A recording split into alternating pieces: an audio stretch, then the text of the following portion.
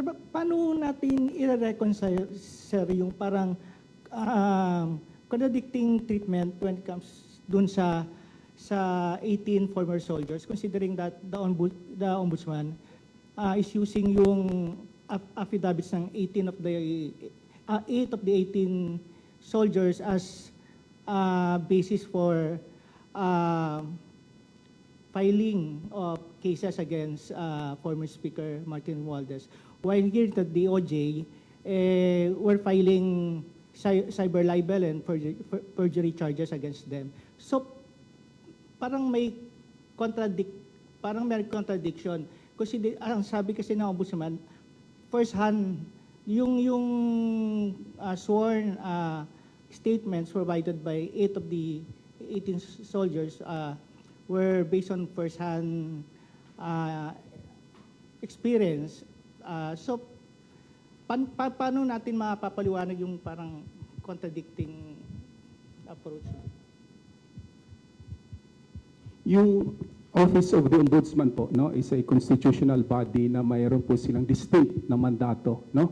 At mayroon silang kapangyarihan at authority to determine, no, and to investigate cases or complaints and crimes, no? So we absolutely respect the mandate of the Ombudsman to initiate and conclude any investigation on anyone, on any case.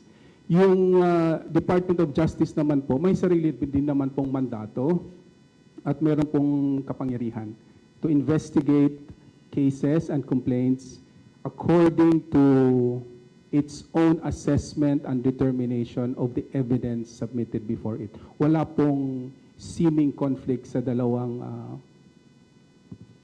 opisina. Kung maaari lang magdagdag, yung tinutukan ng mga kaso dito sa DOJ, yung joint affidavit ng 18 Maleta Boys, no?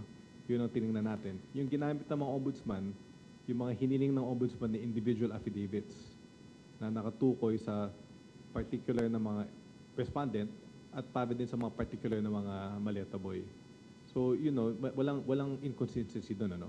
Kasi kung alam naman natin yung laman ng joint affidavit, napakadaming dinawit doon, napakadaming sinabi. At lumabas tuloy sa mga pagsusurvey pagkatapos sa Senado o kung saan man na napakadaming mga inconsistencies or pwede natin sabihin kasinungalingan.